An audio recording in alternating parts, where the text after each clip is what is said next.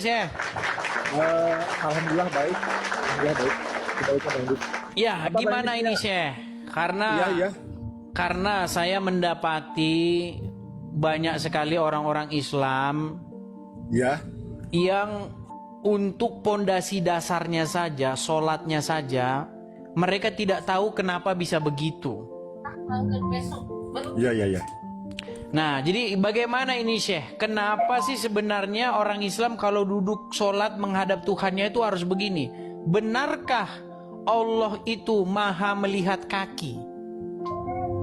Benar. Bukan melihat hati. Karena begini, karena di dalam Bible, ya tentu saja Tuhan di dalam Bible dan Tuhan dalam Al-Quran itu tentu saja berbeda.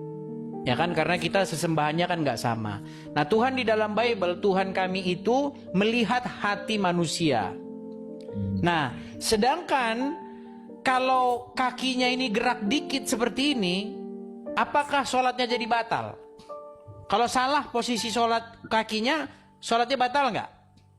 Sebetulnya tidak, Bang. Urusannya tidak. Kalau itu harus. Kalau orang yang tidak punya kaki bagaimana? Ah, iya, makanya itu. Kalau orang punya kaki harus begini. Ya harus. Nah, berarti keharusan. Berarti bisa salah tidak kalau saya katakan bahwa Tuhannya orang Islam itu bukan maha melihat hati, tetapi maha melihat kaki. Oh tidak. Kan gini apa itu? Ya sama sih sebenarnya. Tuhan itu yang dilihat hati memang. Iya, tapi saya tidak dapati itu dalam Islam, Bang. Saya tidak dapati ayat bahwa Allah itu melihat hati. Yang saya dapati, ini kakinya harus begini-begini nih. Kalau selip-selip dikit katanya, saya dengar-dengar sholatnya batal. Berarti bukan melihat hati, tapi melihat kaki. Ah tidak batal. Masalah sholat, Bang ya. Kalau masalah sholat, itu masalah sholat ya. Kalau sholat menurut Al-Ma'un ayat 4, Abang tahulah mungkin ya. Di dalam surat Al-Ma'un, celakalah orang-orang yang sholat. Ya iya udah. Berarti celaka orang-orang yang sholat. Abang tahu Quran kan? Waduh, berbahaya ini sih. Ya udah. Sebetulnya gini Bang ya.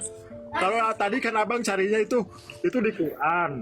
Kalau di Quran Bang sampai budak sampai kiamat 2 hari lagi takkan menemu atau sholat kayak seperti itu yang digambar itu cari di Quran dia sampai kiamat 2 hari lagi. Apa ada apa itu jebakan juga sih Bang. Aduh kasihan lah jangan yang jebakannya yang seriusan dikit lah. Jadi menurut Syekh ini bagaimana sebenarnya sholat itu seperti apa sebenarnya? Yang setahu saya ya pertamanya sholat itu terdiri dari 3 huruf Arab. Abang tahu ya pas ya? Shod, lam, Shod, lam, te. Ya, Jadi ta. sholatnya Shod artinya sholat itu sidgul qauli. Artinya sidgul qauli itu yaitu benar dalam berucap, tidak dilebih-lebih, tidak dikurang-kurang. Berarti tidak boleh bohong yang sholat. Tapi Kedua, menurut hadis boleh berdusta di dalam 3 perkara. tunggu dulu. Oke, silakan. Kalau lamnya laiful kolbi, artinya apa? Rendah hati, tidak egois, tidak merasa benar sendiri, ya selalu mendengarkan apa kata orang lain, ya selalu koreksi diri. T-nya tarkul ma'asi, yaitu mencegah daripada perbuatan maksiat. Jadi kesimpulannya, sholat itu apa? Sholat itu pertama, sholat itu jangan bohong, harus rendah hati dan harus mencegah dari perbuatan maksiat seperti akimis sholat inna sholata tanha anil fahsya wal munkar ya, fahsya dan munkar itu sholat, dan banyak lagi ya tentang sholat Tapi kalau masalah gerakan ya tidak ada Bang. Maaf, sholat dalam Quran ada berapa waktu? Kalau setahu yang saya baca 3 waktu. 3 ya. Kenapa jadi 5? Nah itu dia makanya saya pertanyakan. Kenapa jadi 5? Dalam Quran ada 3. Kalau dalam Quran ada 3 kan, jadi 5. Iya itu. Jadi Anda setuju bahwa umat Muslim itu sudah banyak meninggalkan Al-Quran ya?